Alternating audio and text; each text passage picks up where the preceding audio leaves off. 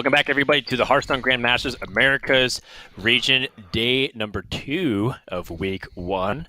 Coming up next, we got Empanizado versus justsaiyan, and we're still getting the bans in, but in the meantime, you get to see an opportunity for Saiyan to get revenge for Muzzy, and also to ensure that there's a possibility that both of them advance from the groups, because only 2 players out of these 4 get to go through today, and if Saiyan loses here, at best, him or Muzzy can get through. Yes, and I know that especially after the end of last season, where I think, or just last year in general, both Saiyan and Muzzy probably wish they had a better year in Grandmasters overall. They want to start this thing off right. They both made it through the Swiss portion to the top 8. Yes, they got paired in the same group, but there's potential for them both to get out of the group still. So it would be on the back of Saiyan winning this, but Empanizado looking to get a semifinals appearance in his first week in Grandmasters. The winner of this matchup automatically moves on to tomorrow in the semifinals. The loser's not out. They'll face in the decider match to fight the winner that comes out of that lower bracket, which is Muzzy versus Eddie. So still multiple chances left for both these players, but I'm sure they want to lock it up now. They can call it a day, go relax on Saturday, and don't have to wait around to play in a decider match and have that stress come back all at once. So Spell Druid, Galacon Rogue, Bomb Warrior for Empanizado, which does mean that his Demon Hunter? Yeah, Demon Hunter was banned away. Yeah, Demon Hunter got banned based off this list, which means that Druid, Rogue, and Warrior are going to be the 3 classes that Empanizado brings. And it feels like he's got his own twists on stuff, right? Like, it's the idea that Bomb Warrior's got a lot of interesting cards that are one-ofs in this deck. Galacron Road, the fact that he brought no new cards is kind of fun. So we'll see how that clashes against Saiyan's lineup, who had his Demon Hunter banned. So it's Resurrect Priest, Galacron Warlock, and No Hands Warrior for this best of 5. And his anti-aggro lineup featuring No Hands Warrior and that Serpent Egg / Terran Gorefiend. I feel like that deck is surprisingly very good versus aggressive decks. How do you feel, TJ? Yeah, it is. You have large bursts of armor. You have consistent plays in the early game, and board sweeps with Risky Skipper. And sometimes those 3 things that I mentioned can happen all at once, which I think the real power of the deck comes in. They do have draws that can get beat, though, right? They do have draws that can kind of beat themselves. One of the big weakness is, and this is funny to say, one of the biggest weaknesses is card draw, because they don't have card draw unless they have a very specific use case with Battle Rage. They can tend to run out of resources quickly, and they kind of need to refill with Battle Rage. And what's kind of annoying about that is it exacerbates the problem when you don't have Battle Rage, because you're playing out your stuff. Then when you do have Battle Rage, you don't have enough stuff to get damage to play it. So like it gets worse and worse the longer it takes to draw the card, because you're using resources, and when you're using resources, it makes Battle Rage worse.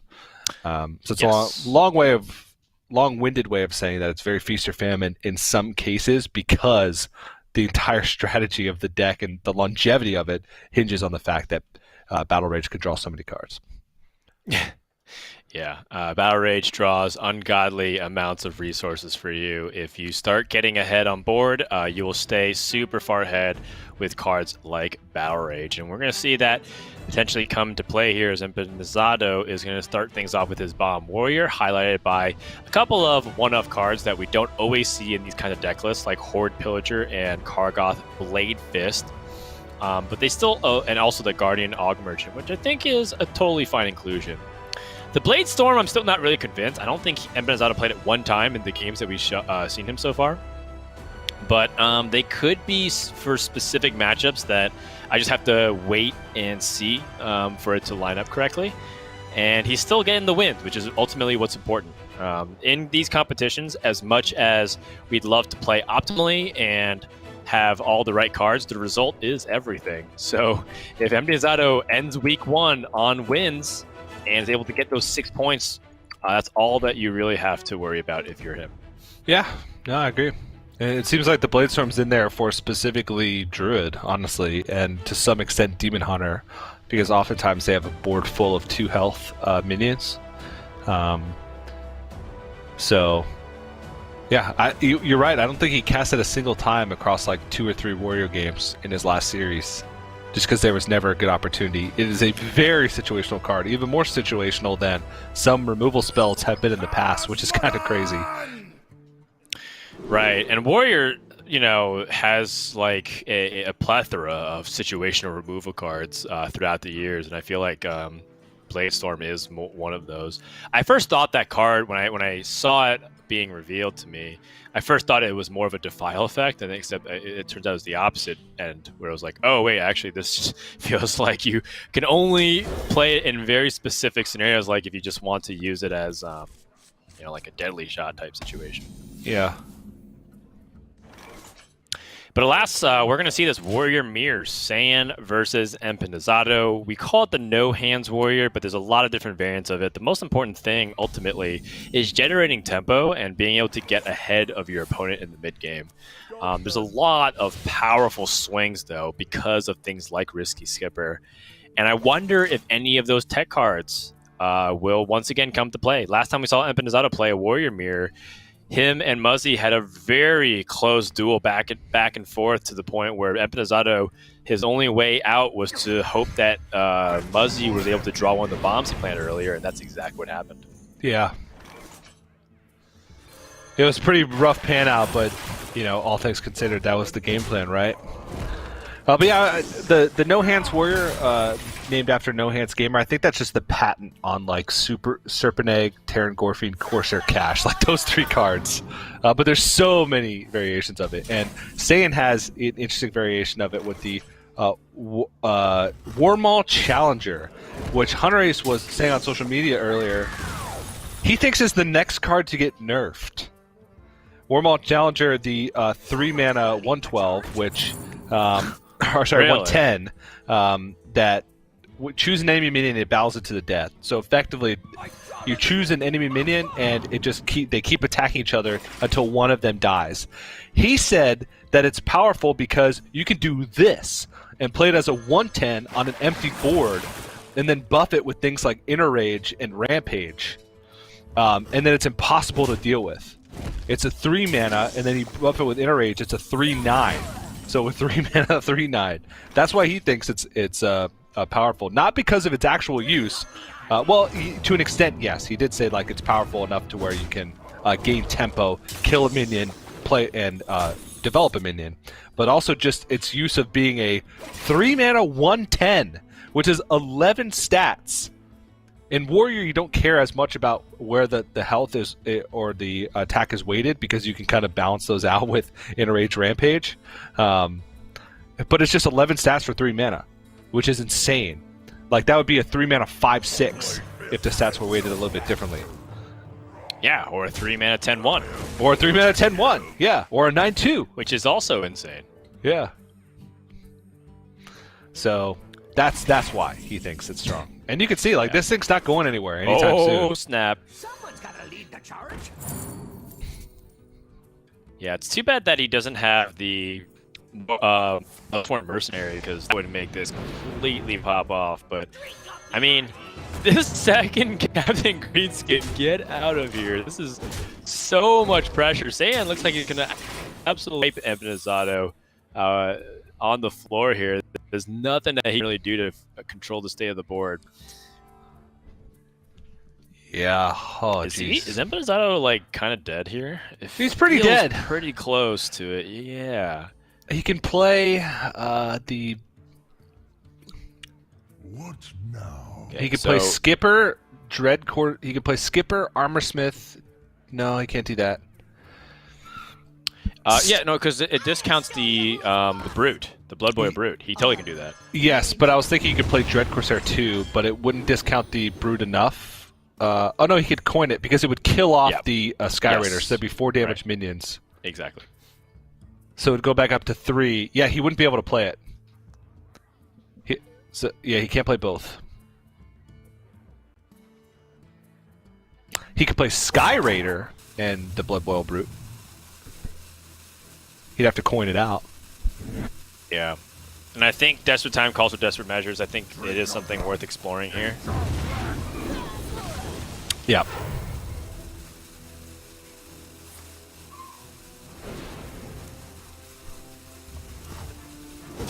And just like that, we kind of talked about how there's some amazing swings in this matchup. It looked unwinnable for Empanizado, and it looks like he's right back in it.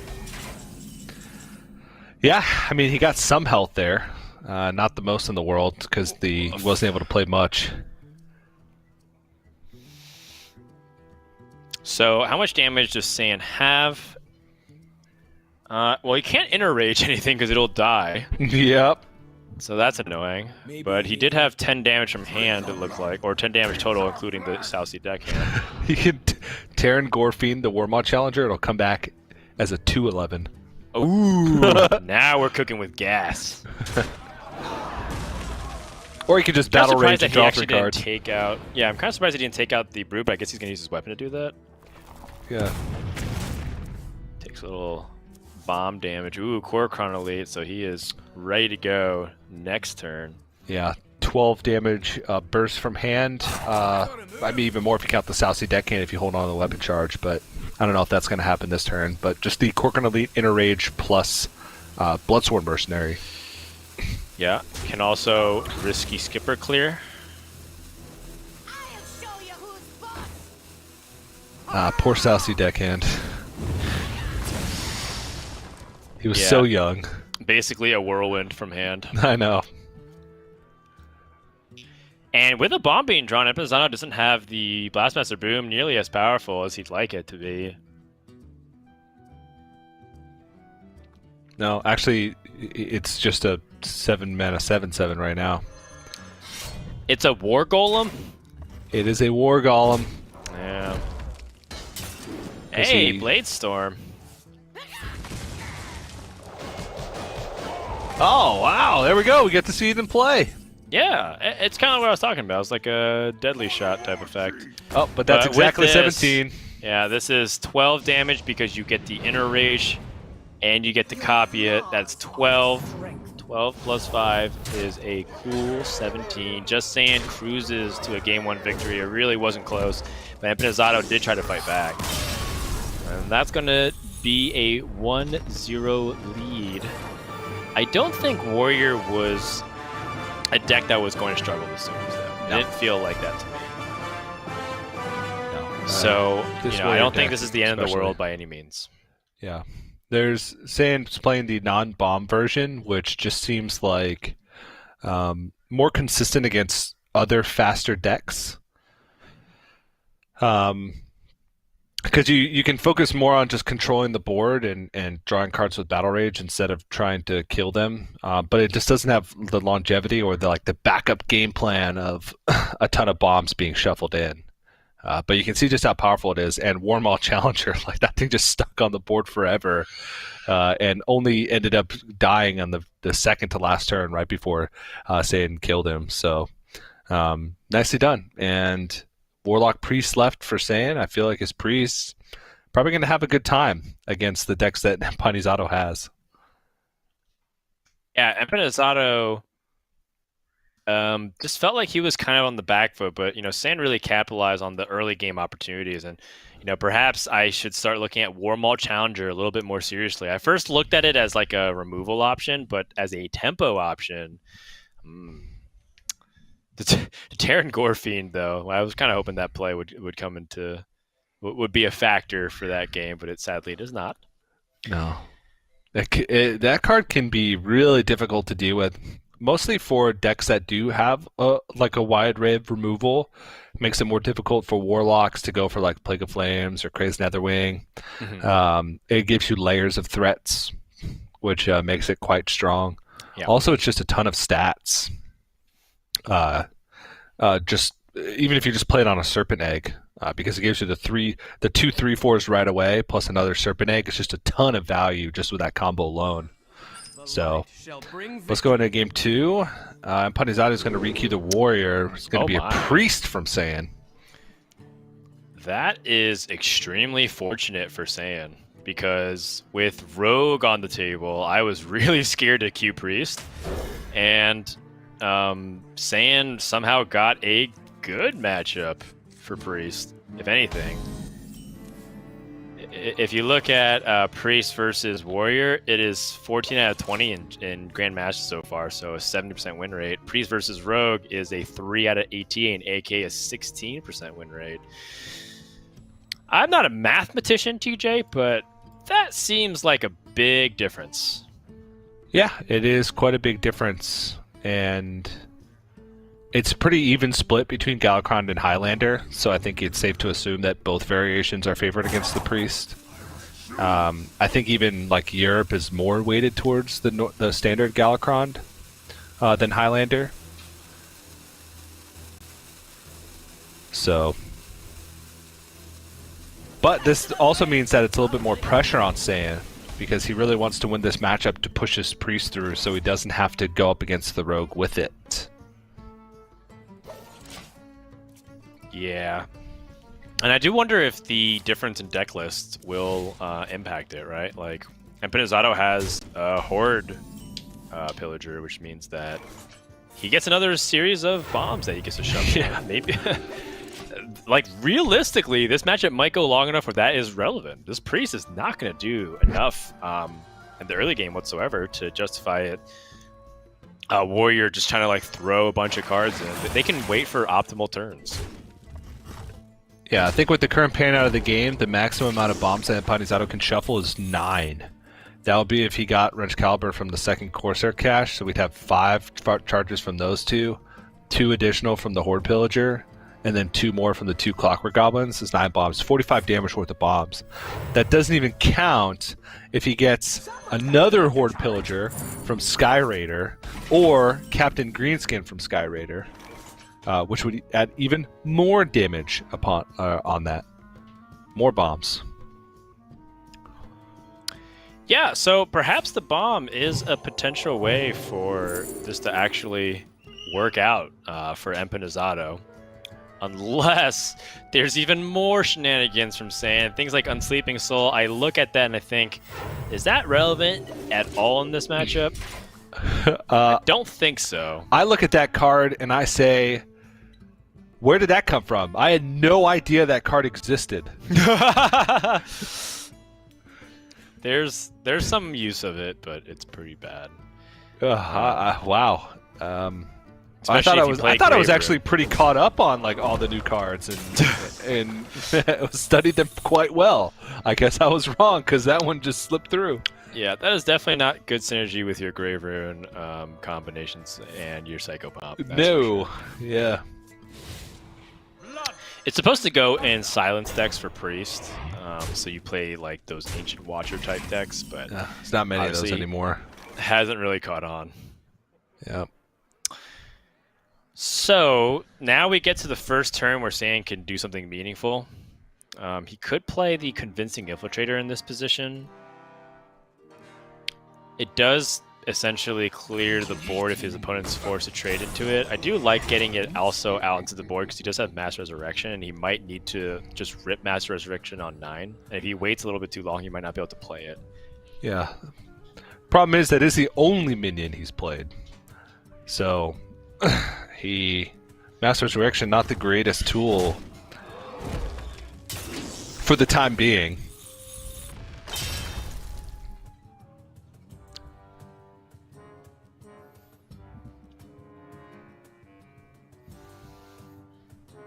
Yeah, how to best go about this? Just Wrench Caliber. Another Dread Corsair? Another perhaps? Dread Corsair, yeah. It's a pumped Dread Corsair, or it's a pumped Wrench Caliber. Blood and plunder. So very slowly and methodically, Empanizado just kind of pressing in here, trying to make Saiyan a little bit uncomfortable. Yep. Again, not super threatening, doesn't necessarily warrant something like a full board clear, but Saiyan doesn't have anything else to do, so go ahead and use Holy Nova, save a little bit of life, remove 3 power on board. And now Empanizado should start trying to go in for the Blastmaster Boom, it feels like to me. Yeah, he can have a fully juiced Blastmaster Boom by next turn. He shuffles two bombs in this turn with Clockwork Goblin plus a swing. Next turn he swings and plays Blastmaster Boom. There is an argument of not going in yet on Blastmaster Boom. On curve, because you can set up for lethal outs with Risky Skipper plus Blastmaster Boom. You get value from your bombs immediately, so you're not vulnerable to Plague of Death or Massive Spell. Also can be a good way to try and clean up a board state. A lot of options there. So there's a lot to think about. It's not just as easy as set up a board or set up bombs, play Blastmaster Boom on curve. It's not as simple as the old Bomb Warrior, now that Risky Skipper exists. Right. But again, it's still awkward good. pan out here. I was kind of talking up the Priest versus the Warrior matchup, but you kind of want to draw minions eventually, don't you? Nah. At this rate, Saiyan might have more bombs in his deck than minions. Yeah. It's funny because the last game that we saw him play the Priest, which he eventually won against the Spell Druid, he drew all of his minions and none of his AoE. Well, Master Spell plus Shadow or Death is going to do some wonder here. Yeah, Master Spell gains him a ton of life and draws him a card. But does he want... I mean, he has to Master Spell this board, right? That's the... Right. But he doesn't really want to draw too many cards because he's got a lot of bombs in the deck. Currently 3 bombs. Yes. I think if he Master Spells in Shadow or Death, he's still accepting 6 damage onto the board, though. Yep. So if he Master Spells and he plays Bone Wraith, you're still accepting a ton of damage on the board. So he Bone Wraiths, hoping that he can recuperate some of his losses later on and hold on to Master Spell for other things. But these bombs... Yeah, this looks potentially very painful. I mean, there's a chance Saint's dead. Yeah. So he attacks in these bombs until he gets through the Bone Wraith, and then he can kill off the rest of the bombs, if there are any left, which there should be, with the Risky Skipper. And then can still attack with the Wrench Caliber. And likely get, or not, maybe not likely, but have a good chance of having a bomb drawn from Saiyan on the next turn. What now? So you can swing first with Wrench Caliber, then bomb. The next Boombot goes into the reborn Bone Wraith. So both of those Boombots are going face. Then you go face for 4, and then Risky Skipper plus Armor Smith to kill off the rest. So theoretically, all bombs should go face. So that's 6 times 2.5, which is 15 damage on average. That goes to face this turn, plus the 4 from the bombs. So it should be lethal. Wow. On average, that's lethal. Yes, on average, if it ends up panning out that way. Well, that's not the way to do it because he missed the attacks from the 4 bombs to face. Oh, yeah. So the best way to do that... He low-rolled all of them, so yeah. it didn't really have a major impact there. And now, does Saiyan get to just play Mass Resurrection and summon back these 3 minions? The 2 Bone Wraiths, remember the first half and the second half both count as individual minions, so Saiyan being able to revive 3, he's going to cross his fingers and hope that he's alive. Yeah, that actually could end up being a big deal, that missed sequence. Right, because that 4 damage would have been relevant to put Saiyan at 5, right? We'll put him at 5, and it would have been the same amount of actual bomb damage to the face, because all the bombs died at the end, and all the bombs went face. He just missed 4 damage worth of attack. So...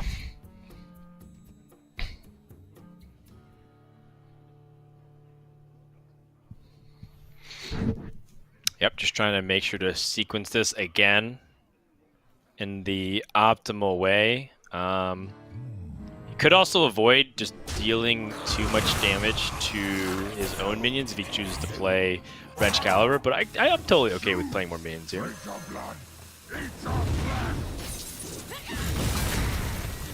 Oh, what? 4 damage, Boombot to the face, just leapfrogging everything. Watch this bomb be drawn. I know.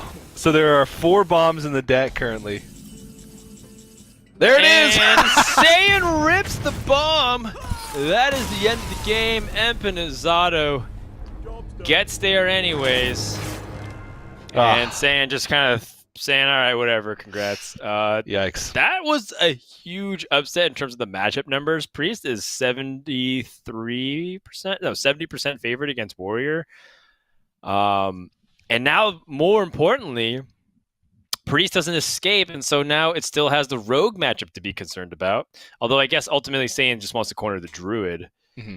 Still, though, that was definitely a matchup that Saiyan was hoping to take home, and that one hurts. Yeah, it hurts, and especially after, like, from Saiyan's perspective, he saw like missed damage from Empanizado's side, and then he still gets the damage to face and punished anyway from the bomb draw.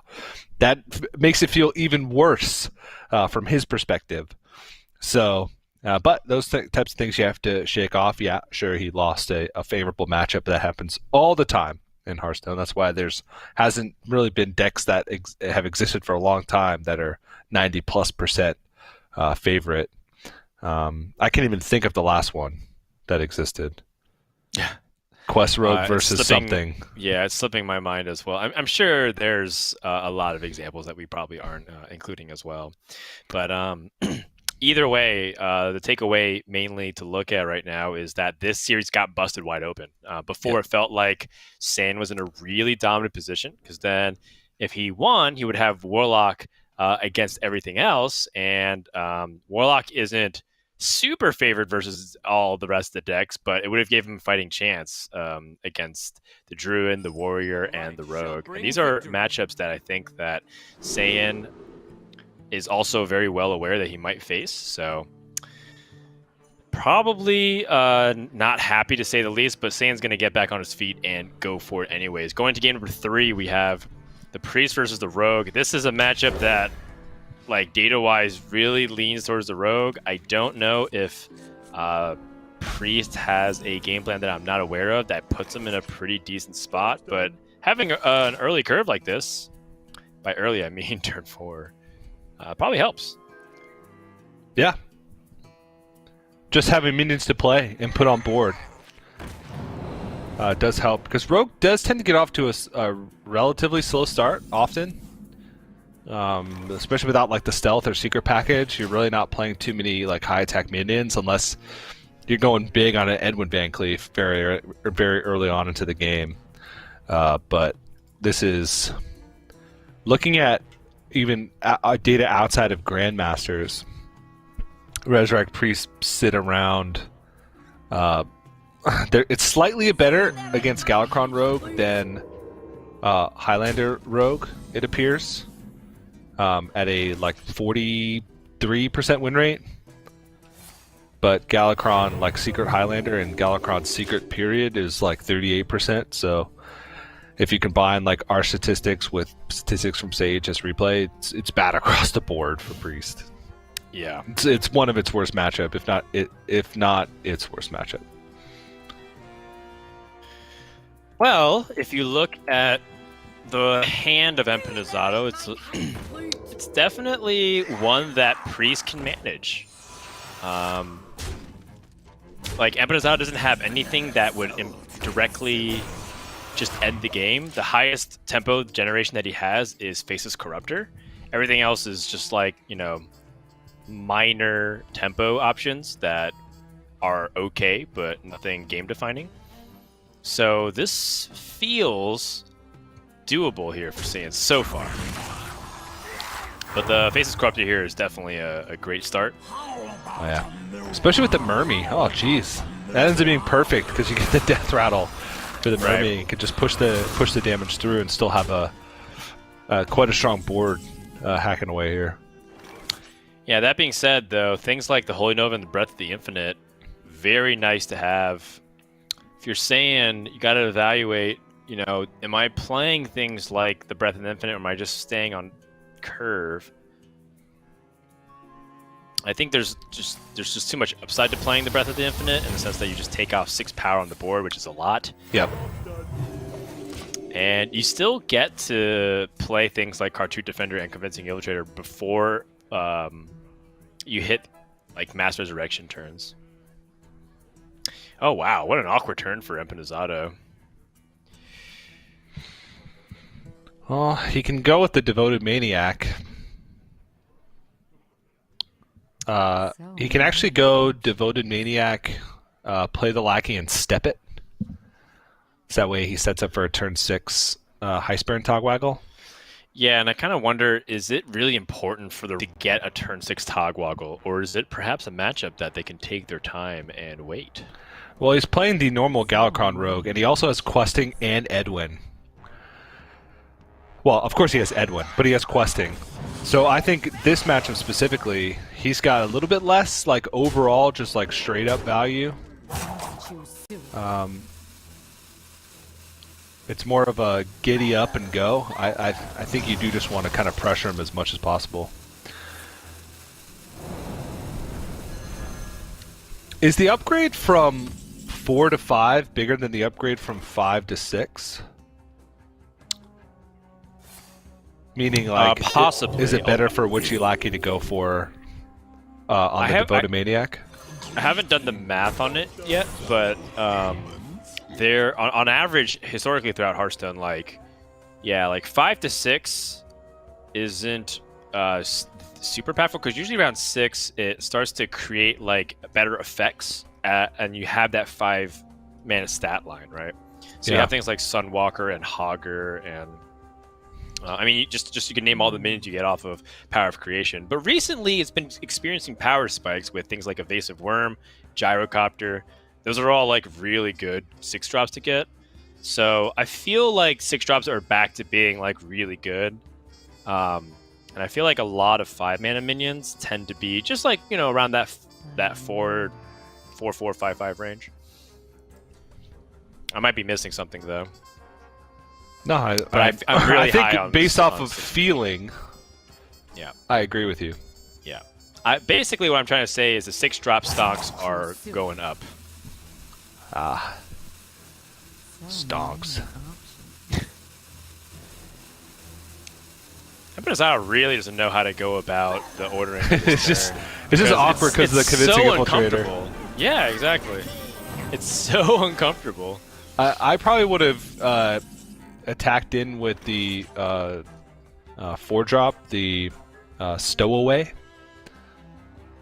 then evolved it, played Heisper and Togwaggle, and then killed the Convincing Infiltrator with the Faceless Corruptor. Okay. But there's arguments against that. Like now he can't trade in his Faceless Corruptor by himself, so he can't like Psycho Palm it back or something like that. It may interrupt his turns. Yeah, that's true. Because Psycho Palm now only has the Bone Wraith as a target, which already has Reborn, so it's less of an effect. Where if he had killed off the Convincing Infiltrator, then Psycho Palm would have had a 50-50 to hit Convincing Infiltrator with Reborn, which is much more effective. True. Since it doesn't naturally have Reborn. So maybe he didn't want to kill it. Ooh, Sap being free. Dan, nothing Not is really free. that great though. Backstab being free, that sucks. Because it was already free. Dan, nothing is free in this world. That's not true. NA is always free. Yeah. You can interpret that however you'd like.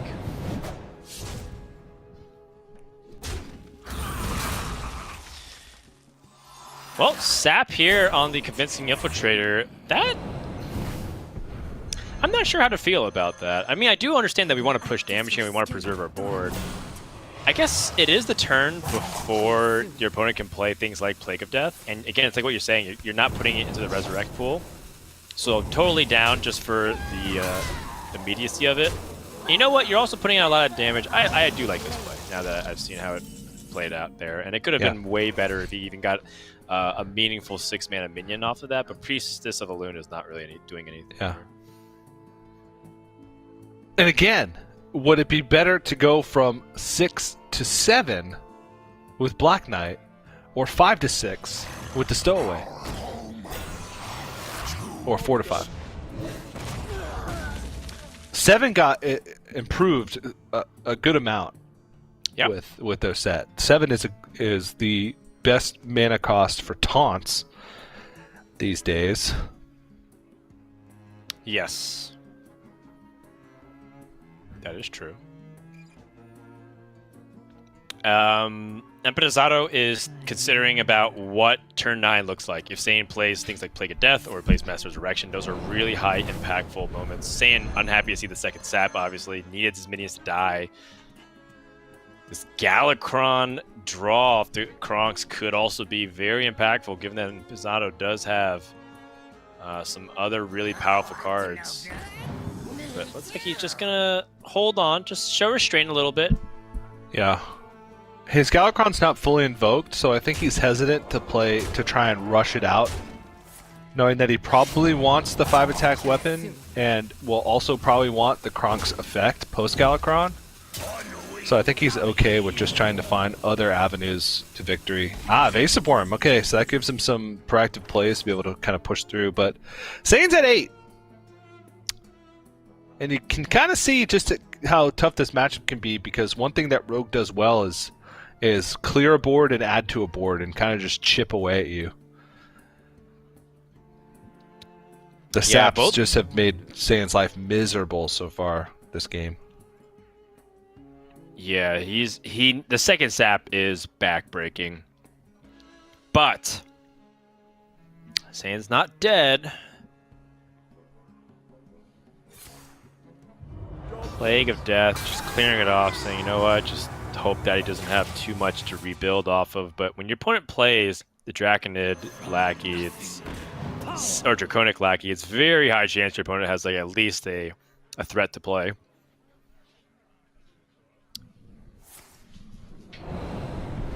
Let's run it back. He's going for the Abyss. Yeah, he wants to end this game. Deadly Poison is close. 3 damage. Oh, he can re-up. Okay. Imagine he just draws Vanquish. It's like, alright, is he just going to do this over and over? Oh, daring escape! Okay. He can go again! Alright. There's got to be an eviscerate somewhere in here. Oh, wait, Clever Disguise can get... Nope, can't get My Blast anymore. My Blast doesn't exist. It's from another class. It could just be anything in the game. And now if you're Empanizado, you're like... Soulfire! I should probably play other cards, right? Like... This is like one of those things where it feels wrong to just Clever Disguise and all in on the play like that. I think Saiyan was like half expecting a Van Cleef. And nothing happened. Oh. I mean, maybe that gives Saiyan info that the Eviscerate's in hand, because you wouldn't do that over and over again if you weren't searching for just a lethal out. Yes. At least I don't think so. I would definitely not cycle that. I am inclined to agree. So the only minion that's dead is the Bone Wraith here for Saiyan.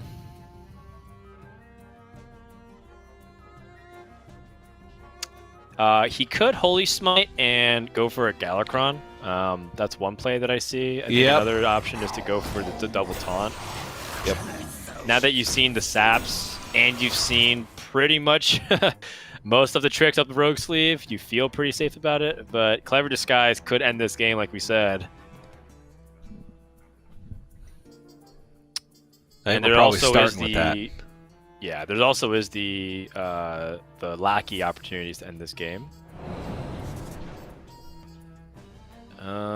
Mind Vision is Holy Nova damage? Nope. It doesn't go face anymore. It doesn't go face, you're right. Deals 3 damage to a minion only.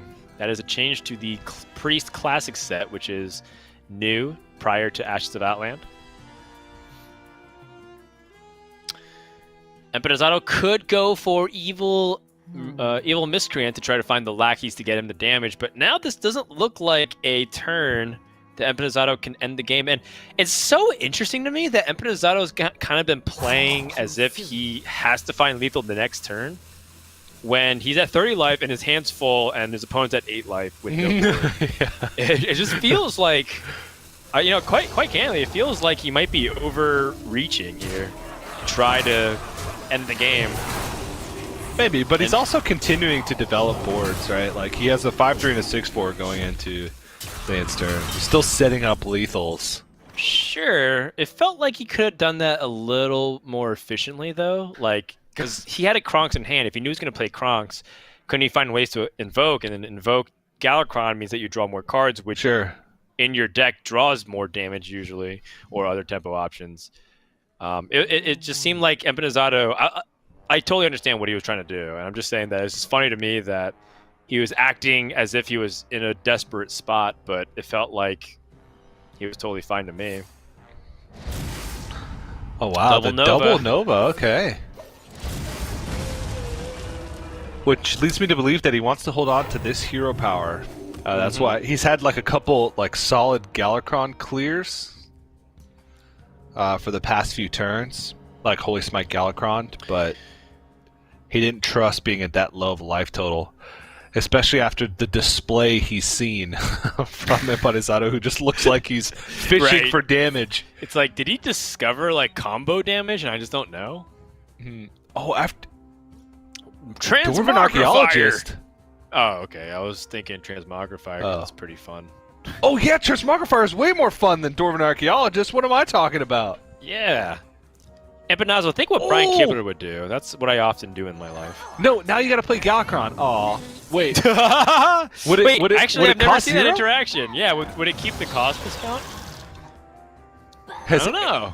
Has anybody ever tested that? That's what I want to know. Tundra Rhino. Well, that could be good if he gets a legendary beast off of Transmogrifier.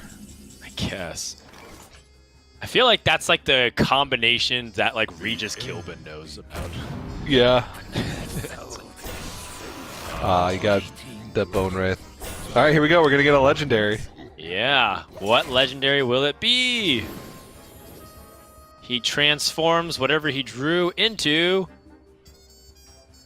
Whitebane? The High Inquisitor Whitemane, yeah. Summon all friendly minions that died this turn as battle cry, so you can trade in everything. He can summon back the Tundra Rhino, the Transmogrifier and the Tundra Rhino. He could. What did he draw? Before it was transformed. It looked like a 6-mana minion. Let me investigate. He doesn't have a 6-mana minion left in his deck. Oh. Well, then I lied. Oh, it was Edwin Van Cleef. Wait, really? Yeah, it was Edwin. That's hilarious. Oh, jeez. I mean, he didn't exactly have the most godlike Van Cleef hand, but it was pretty good. Oof. Killing off one of the higher premium minions that you wanted to hold on to. Very unusual game, to say the least, here. But a fun one. I'm having a blast, TJ. Yeah. Saiyan might disagree with you. But nah, he's pissed. Alright, Breath of the Infinite. Oh, the Transmogrifier still lives. Yeah, I think Saiyan wants that Transmogrifier to just keep ruining the plans. Maybe, but it could also give him a new plan. Well, see, that's a Feral Cat. And now it's a Akama. Wow, that's way better. Yeah. Well, I don't look know. At how many cards is it left in his deck? Because the Feral Cat could give him something better. Right. But Akama gives you a permanently stealth minion. That's kind of hard to turn down. I wanted to play Galakrond just so we can see the interaction. I'm Wait, he's also running out of cards. Like, if he Galakrond, he might be in a situation where he would immediately get himself into a fatigue situation. If he can't win, he might be checkmated himself. Yeah. I'm 99% sure, based off other interactions in Hearthstone, that he would draw a 0-cost card, and then it would turn into a full-cost legendary. Yeah.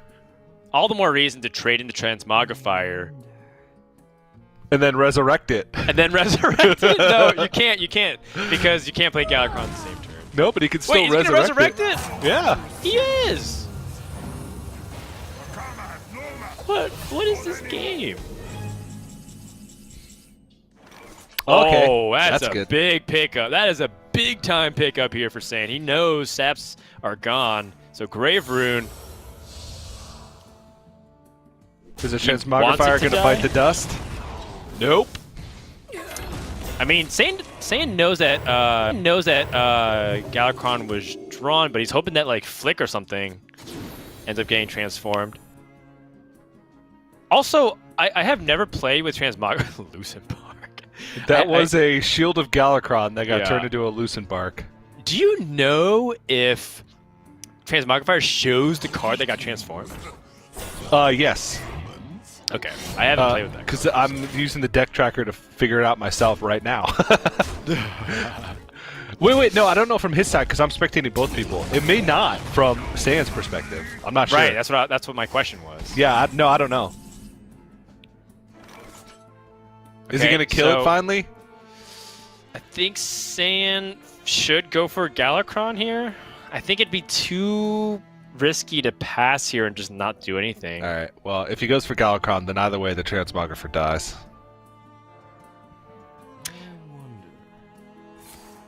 Ah, okay. Whew. Finally. I'm going to miss him. Yeah, so if he does this penance play, he's not going to... Is he going to play Galakrond? I don't think so. He's just going to tap and heal. So the argument against playing Galakrond here is that he still can use the effect of Galakrond better, and he still might need this hero power. Yeah. The only thing is that I feel like I'm low on cards, so I kind of want to start generating stuff here if I'm saying. Well, this is the final invoke for Empanizado, so... Right.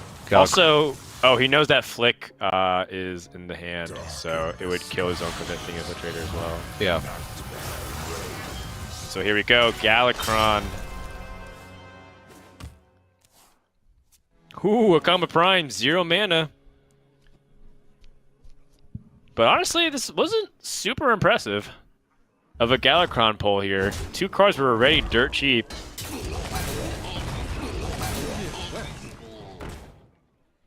I have been burning.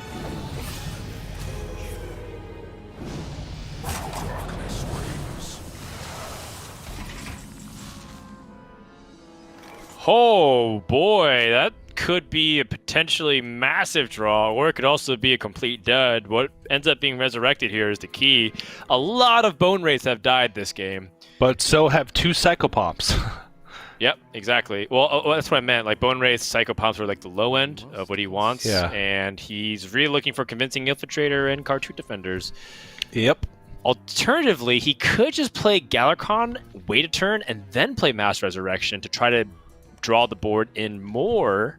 But maybe feels he's worried. really risky. He might be worried about dying.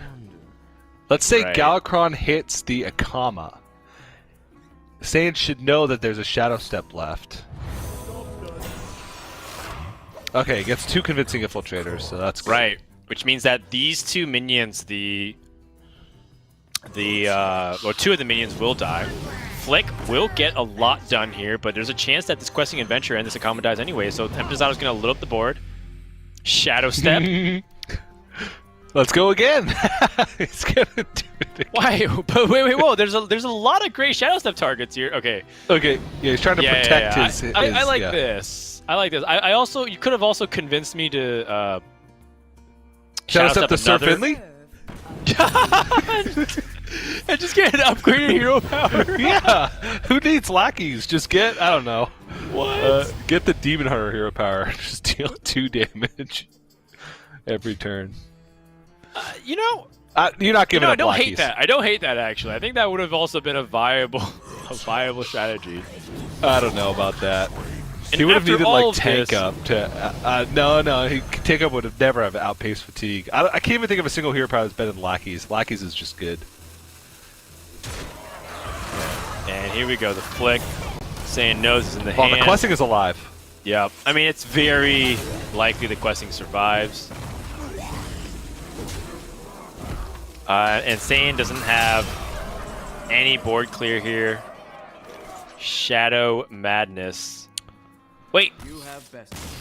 Nope. Oh, he can't do anything. Yep, that's going to wrap it up. Saiyan concedes. Empanizado takes the win, and quite a marathon, a slugfest, if you will. But the the rogue gets there. That was pretty fun. He did it with loosened bark in hand, ready to go. In Rogue. Yeah, that transmogrifier ended up being really funny at the end of the day. I don't know. Sometimes I take an Edwin Van Cleef over a High Inquisitor White Mane, but I'll see. But that's a brutal loss for Saiyan because you fight so hard for so long. He runs out of cards and you still just lose. It's just a rough feeling. But like you said earlier, it seems like his game plan all along was to kind of target the Druid, and Empanizado still has that left. So we'll see if he can get a couple wins against that. Yeah, so the Druid versus Priest matchup should go well for Saiyan, but the Warlock versus Druid hasn't really been working out very well for the Warlock players. So this could be Empanizado's series, and he's up in a good position to potentially upset two of the best players in the Americas. justsaiyan and Muzzy have been so dominant for so long in Americas, just making championships and doing really well, just to be so consistent with points and ladder finishes and Open Cups and Masters Tours and Tour Stops. And Empanizado, with his first appearance in Grandmasters on a broadcast, would be making such a deep run. And it's great, too, because, you know, it's a story that Lorinda was telling us that Empanizado crowdfunded his own way to go to his first Masters Tour. The Mexican community really got behind him to send him to that first Masters Tour. And since then, Empanizado's been able to do really well and keep up that momentum, and hey, he made it to Grandmasters just like that. So, you know, a really heartfelt story that is pretty much the ideal story for those who are looking for inspiration for the underdog. Empanizado has worked really hard to get to this point. It'd be so great to see him continue to do well. Yeah, well, we got at the very least a full season of Grandmasters, being able to watch Empanizado, and hopefully more than that. And we'll see how he fares, but so far, so good. Start things off, we did see the Fungal Fortunes discard an exotic Mount Seller from Empanizado's deck, which is his only exotic Mount Seller. So pretty unfortunate to have that be drawn in the first three cards from the Fungal Fortune. Still has Kael'thas though, so that's the bright side. His swarms include Glowfly and one Fortisade. That's his only minion generation that he has left in the deck after that exotic Mount Seller goes bye-bye. Yeah, so overall, really well done. But here we go into game number 4, and Empanizado full hand. What do you even? I guess you overgrowth here. Yeah. I wonder if he's thinking about like Innervate Glowfly Swarm. It's true. I guess you just do some math. So, what's the most amount of damage clear that your opponent can do with Dark Skies? It'll be at 9 cards. So it'll be 9 damage spread across.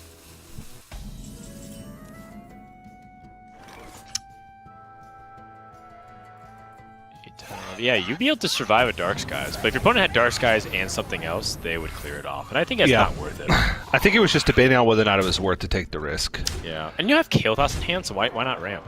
Yeah. Why not ramp? And second Innervate. He doesn't have card draw though, so he would need to start with Wrath here.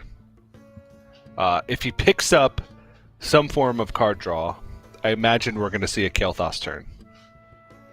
With this Wrath. If he doesn't pick up the card draw, he would expend essentially his entire hand this turn, which he could.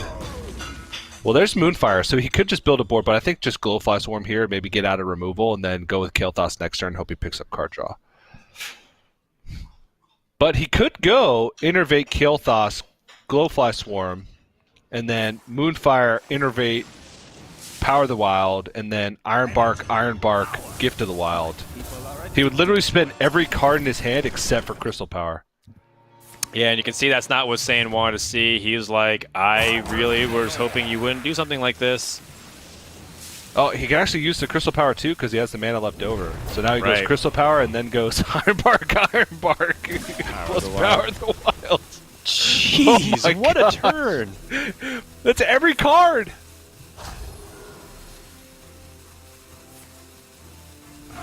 All right, you can hold on to the second Iron Bark. This is turn 5? Yeah. Not bad. Not bad. Not bad at all. I'd say that's a decent turn from the Druid. Yeah, it was okay. It was an okay card. Okay turn. All right, so you Plague of Flames, then Moarg Artificer Coin Dark Skies? Right, just to stabilize how much damage you deal, or the opponent can deal. I haven't even done the math. I don't even know how much that takes off. So let's say it clears off the minimal, so it's 15 damage removed, and then there's still 23 on the board. You Moarg plus Dark Skies. Dark Skies would deal. You only have 14? 6 cards. Yeah. Okay. Man, Saiyans like, there's nothing else you can really do. Is that another Power of the Wild? That's game. Is it 15 plus 8, 23 plus 4, 27, 28? He's got 29. Oh, jeez. All right. Well. Yeah. Wow. Empanizado going to close out the series 3-1 and just put on full display the power of Druid, but more importantly, just going to show you that his unusual techs really helped him get over the hump here. And, you know, I got to say that there's a couple of moments where it might have been a little bit shaky, but overall, I like where Empanizado's macro head was, understood what he needed to do in the matchups. And Saiyan losing that Priest versus the Warrior match was, in my opinion, the turning point of this series, because I felt like when that started, that everything started falling apart there for him. Yeah, getting that Q was good. He was probably thinking that was kind of his key to victory, but then he lost that favorable, and that's kind of where it went downhill. But Saiyan's not out yet. He'll go down to face the winner of Muzzy versus Eddie, that lower bracket match that's coming up next. But Empanizado, first week, qualifies to the semifinals, the top 4. And, you know, it was shaky. Following kind of his tweets after the first day of Swiss, it was rough for him, and he barely squeaked in at a 4-3 record into the top 8. You could tell he was the 7th seed coming in, but managed to claw his way back and, you know, I guess get a decent group for his lineup, and we'll see him again tomorrow fighting for a spot for the first Swiss